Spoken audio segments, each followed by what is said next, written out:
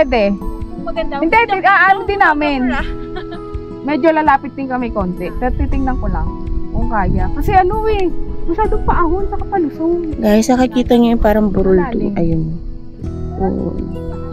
Masyadong halata dito. Pero palusong kasi yun. Bababa. Try ko ba? Try ko siguro. Nakasurvive naman ako dito eh. Ano yun kasi yung ulap eh oh. Kaya nga eh. Hey guys, we're still here at Barboro Hills. So ayan, later on mag-ano na kami, bababa na kami. So ito yung tsura ng pagka weekdays. So walang nagtitinda ngayon. As you can see, wala rin tao, kami lang. So, bihira lang talaga, siguro, off-season ngayon kasi September. So, siguro, kaya wala rin masyadong turista. Tapos, ayun, wala rin, syempre, pag walang turista, wala rin yung mga nagtitinda rito. Depende yun siguro sa, araw. So, ngayon, yun, ito yung nakikita nyo.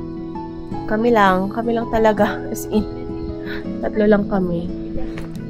May mga nauna kanina kaso magtatraverse sila eh. Kasi yung pinili naming yes, Marlboro lang. So, yung iba magtatraverse sa Blue Soil. So, hindi na kami mag-Blue Soil.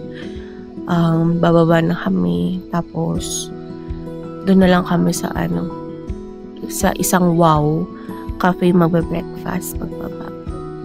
So, yun. Update na lang namin kayo pag nandun na kami. Okay, see you!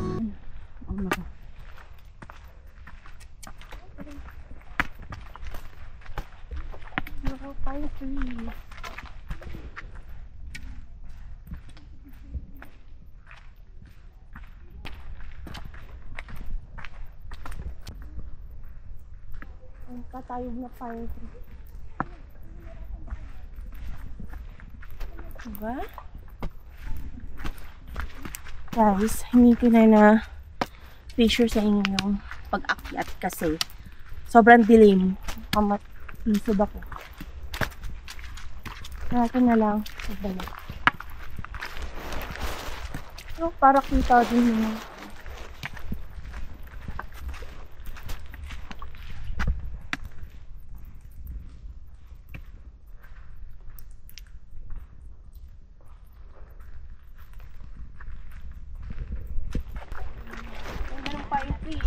tatayog.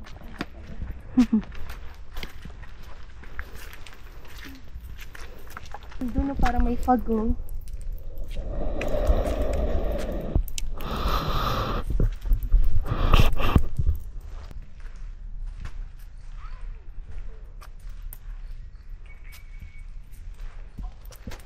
Ang ganda dito sa Sagada pero kailangan mo munang mag-cardio. Mag-ready bago ka pumunta dito kasi nakakapagod dito pero sulit. Puro lakad dito. Marlboro Hills, Bumudok, Eco Valley, Paitokan. Ngayong September kasi sarado yung cave. Sumaging cave kaya hindi kami nakapunta doon.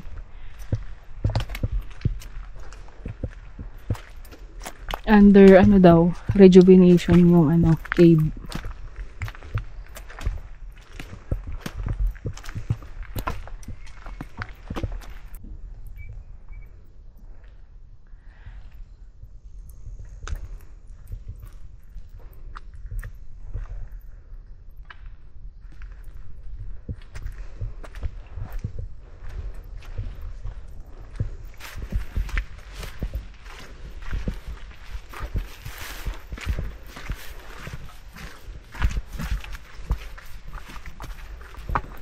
Ay, akala ko si Barney. Charot. Maulan eh.